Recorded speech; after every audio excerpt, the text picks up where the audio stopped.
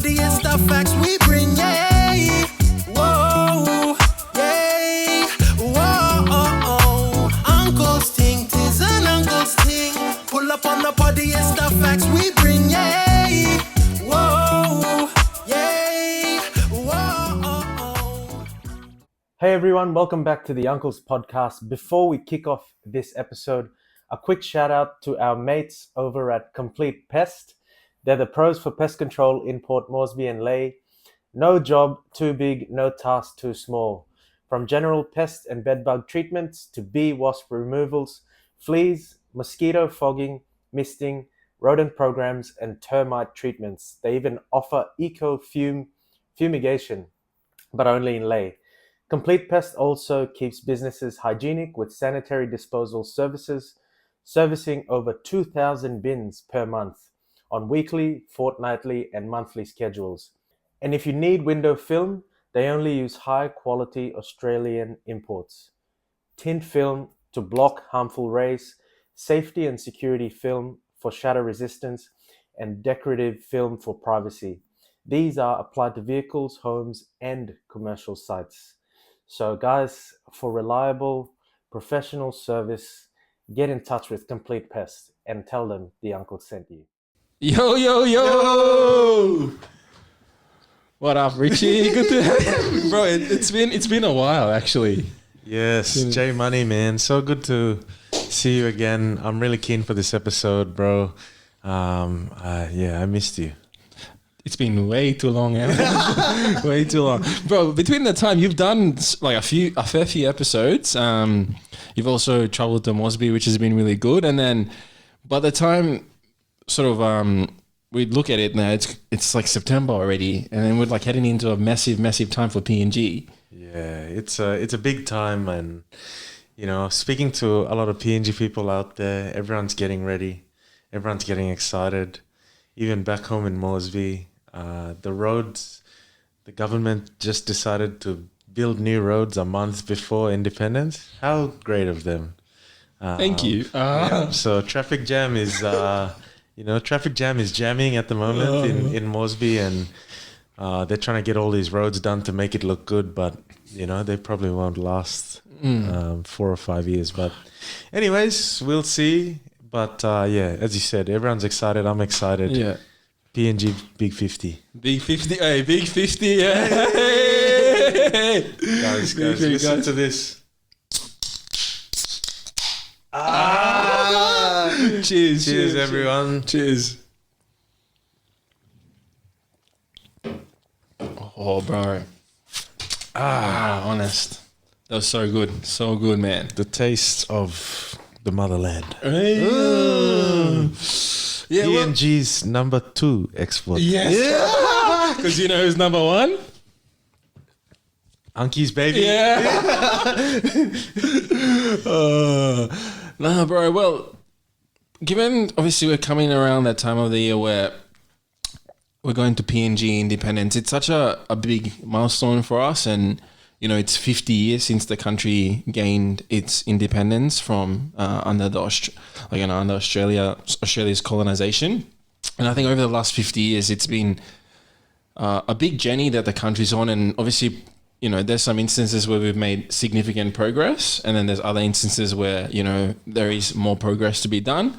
But in saying that, I think there's a enormous sense of pride from people that I've spoken to, things that we've seen through the media, through our social media platforms. I mean, it's a sense of pride because, one, like, you know, we're the most diverse linguistic country in the world. You know, we are the only country with rugby league as our number 1 sport. And I think, you know, over sort of our 29 years of being alive, you know, most of that we've also, you know, seen so much change in PNG. And I think we wanted to spend this episode just chatting about, you know, the early years of our life being back in POM. You know, what are some of the memories that you, sort of think about that? And we'll spend some time talking about that on the podcast. But before we sort of dive in, what's your word of the week, bro? Oh, wow. You caught me off guard. Jeez. That's a tough one. I'd have to say probably organization. Hey, That's one thing that I've been trying to deal with at work this week. There's so much work going on, and just trying to organize everything so that I can get through all my tasks, whether they're my top 10 tasks or tasks that I don't need to do, but setting them aside to do later, and then trying to focus on the big ones so that I can get them out of the way nice and early. So organizing's my keyword. yeah, that's a good one, bro. For me, it's A game. Oh, wow. And we're doing this 6 weeks course with this lady called Emma Murray.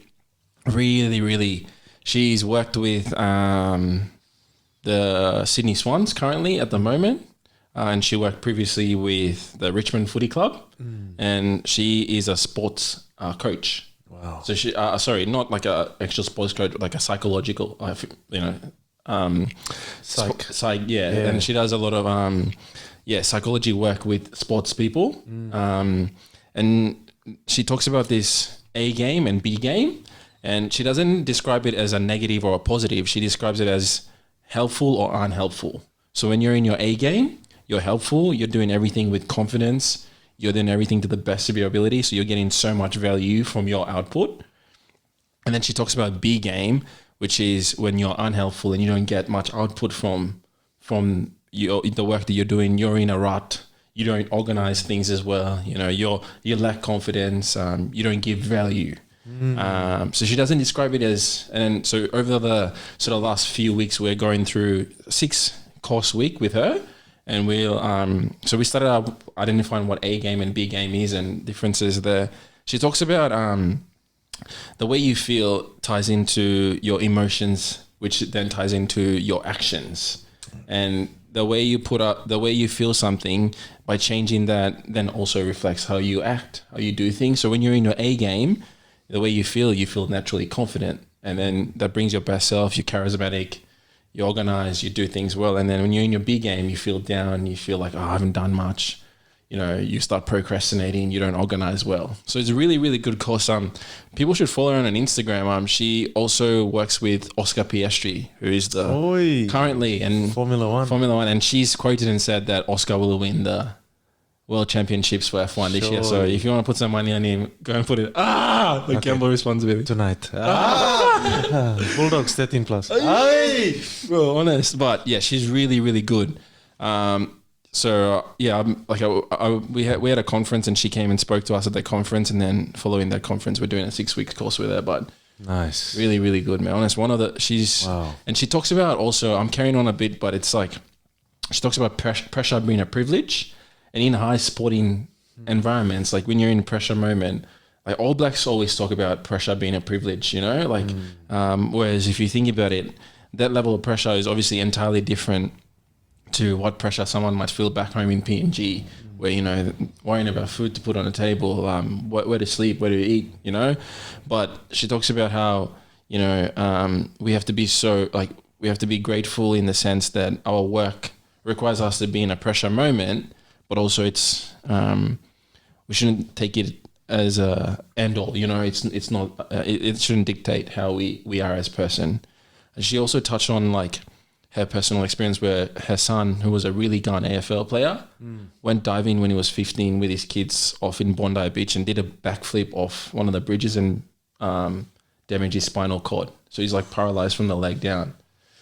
She was just when she told her, everyone sort of gravitated to her, and through some of those stories that she tells us, she's a really, really good coach. And when I come back into a couple more episodes, I'll touch on some of the other learnings that we've done, but it's really, really good, man. Whoa, that's awesome. Yeah. You tied that nicely in with my word of organizing, I reckon, because, I like that you got to be on your A game and B game and identify those, different feelings and emotions. And I'm inspired to go and get my Friday tomorrow now. Yes. But no, before we touched on our word of the week, we spoke about, some memories growing up back in PNG, particularly around Independence Day? What was some of? Obviously, it's been a while since we've been down here, but I think talking about these things, it kind of brings back little memories. Like, when we think of Independence Day, the 16th, but I feel like it's a month-long celebration. It is. In the lead up to it, there's they always used to do fireworks and stuff. I'm pretty sure around Moresby but from my younger days, I can just remember, leading up to the Independence Day, you were going out to your little groups. For me, that was Karaku. So, we always had our Karaku group and we were learning the songs, doing the dances. And then on the day, when the day came around, you go early, you get your face painted. For us, Karaku, we had our traditional face paint across there, the yellow and red. And then, you get your lap, your little kundu. And then we'd go and when the announcer would call, okay, Karaku, then everyone will come on. Girls are swinging, boys are hitting the kundu, and we had our big bird of paradise headdress that the Karakus always wear. And, you're bobbing your head to that and doing it. So those are my memories. When I was quite young, I would always hate to get dressed up. Mom would be at the school, and my boo-boo mama, she would be there too, and they'd paint my face, make sure everything is set. I can remember we wear these armbands too, so put the bird of paradise in the armbands. The feathers and stuff. The feathers and that. So, all those memories are coming back to me now. Wow, I can just imagine that. But as you get older, you sort of build an appreciation for where you come from and, why you dress up, and you start to understand why those traditions are there and why they're set in place and why people sing and dance and, hit the kundu. So as I got older, especially the one before I left to come to Australia, I was keen to get my face painted. I wanted to get out there and really get amongst it because I knew that I was coming down to Australia and I was going to sort of lose that part of me. But I'm just glad that, I had to experience that. What about you, bro? Bro, that's honestly so good. And I think as a kid, you often don't truly appreciate, the things that your parents are doing. And I guess that's also another reason why this podcast is so valuable in the sense where we've been able to sort of reminisce about these times. And then looking back on it, our parents and grandparents, boo-boos, would want us to kind of carry on that passing of tradition of our culture, the passing, of, wearing talk pissing, passing and ways that our elders would do things. And I think that's one thing where I really didn't appreciate as much as I would like to. And I think looking back on it, it's one of those things where now we've grown fonder of and appreciate it a little bit more. But yeah, for me, I think it's when I was a lot younger, I really didn't understand the history of the country as much. And obviously as a kid, you don't. I would often sort of listen to my dad talk about how, back in the 60s, when PNG was getting prepared for independence, like how they would talk about what it means for the country and us kids and us, little ones of that. And obviously Australia was still colonizing PNG in many ways and was transitioning outside of that period to give the country its own independence after, the work that was done by Sir Michael Somare with, the Labour Party back then. But for us, for me, it's I just remember watching a lot of, shows on TV that would talk about our culture through MTV, and they'll have Bird of Paradise and the anniversary number at the bottom of it. So I think when we left, it would have been around, the 30th anniversary. Wow. When we first came down to Australia. So just seeing some of the old TV. And I think also a lot of the music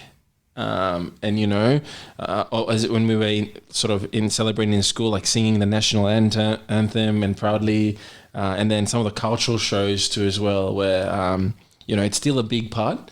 I think it's at John Guy's where they used to have it previously, or maybe it might have been in 4 Mile.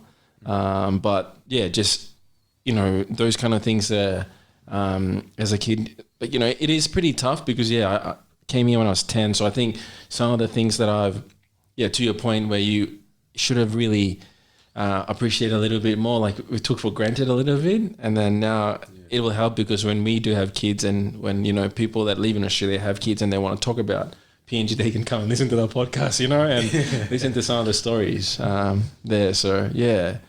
Oh, man. That, you talked about cultural dances. Yeah. And I could always remember, you know, there were a few groups that were always the ones that you were looking out for when it was, you know. Yeah, which one was for you? Bro, you know, you had the Trobriand Islanders. Yes. Soup. Hey, favorite there. So, you know, it's always them. And then the Manus. Garamut. I did like the people from Buka or Bougainville or Kawas. Oh, yeah. Yeah. They were playing the bamboo on but yeah, I think it was just, and then Pipes, it's just so how are they able to create the sound of the music of that and to be like synchronized with someone that, you know, Bamboo band. Yeah, bro. That was it. And you know, Mudmen were always fun. Yes, yeah. Like when they came around, you know, wiping themselves off. There's so many different cultures, so many different groups that you know, they're always embraced or celebrated on PNG Independence Day. And everywhere it's just busy. I can remember you know, there's always people driving around with on flags, flags, flags stuck to cars and stuff. Yeah.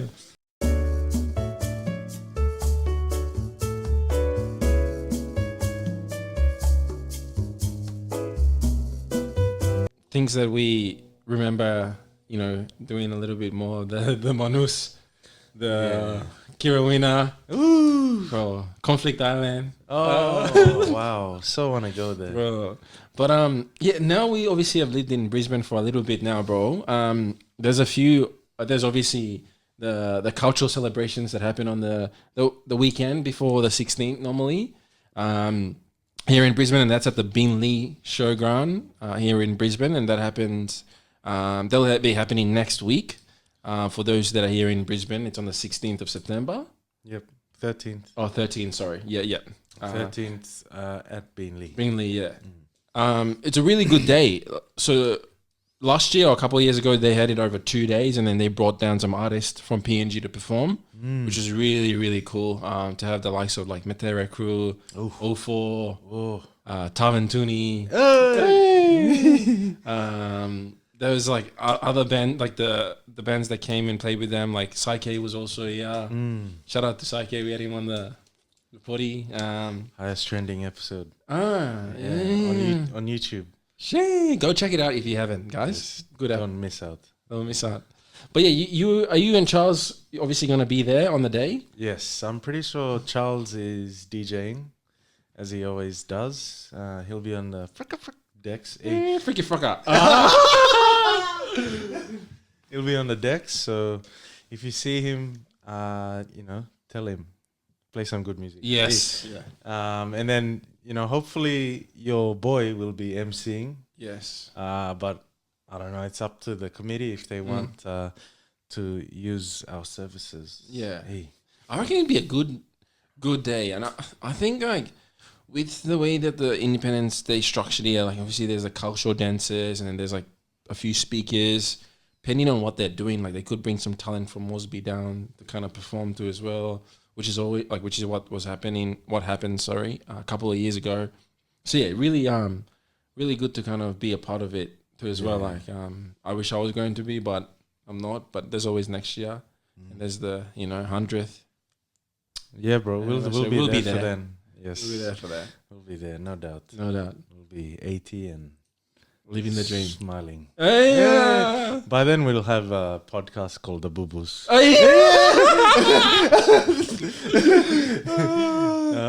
No, but it's a really good day out at Beenleigh, guys. If you're in Brisbane or if you're at Toowoomba, Gold Coast, you know, anywhere close where you can drive out to Beenleigh, make sure you come on down. We've been going ever since we've been in Brisbane, and honestly, it's one of the most fun days out. You've got all your dancers, so many different stalls as well. Yeah, so sorry, I forgot about that. Yeah. PNG business people who are doing great things over here, started their own businesses. They'll be there selling their products. Lots of good food, kai, lemonades. Shout out, they'll be there. And yeah, as Jackman said, performers, make sure you dance, guys. Everyone gets a little bit, I don't know if they're tipsy or not, but they like to shake it a bit in the middle. Yeah. Well, that time a couple of years ago, I think 04 had played one of the last songs. I think it was like Aomangeu. That was one of the PNG, like, and everyone was just getting Game over. Bro, and like the Islanders also did the wiper. Oh, That I was remember. fire, man. That was fire. Yes, yeah. So, yeah. It's always good to see. You know, guys, don't spit too much buai around the place. Oh, yes, yep. You know, respect the grounds that we are on. And yeah, have some fun. You know, And if you celebrate. see us, if you see the uncles, come on, say hello. Come on, man. Yeah. We want you to come and so we can ask you a couple of questions on the vlog that we'll be vlogging. Yes, camera will be there, mic will be there. So if you want to have a feature on the uncles, you know, come give us a tap, say, uncles, I want to talk. You know, We'll ask you what the name of the PNG team should be. and maybe some riddles and some jokes too. Yes, yeah. What goes up but never comes down? Oh, Your age. damn it. And there might be a prize on the day for a lucky person. We're working out what we might do, but thinking about doing some giveaways, whether it's a cap or a shirt. Nice one. For a lucky person on the day. So come prepared. Don't know what's going to happen, but it'll be announced on our socials. Cool. Stay tuned, guys. Stay tuned, guys. Thank you for joining. Jackman, so good to see you. See you, right. Hey.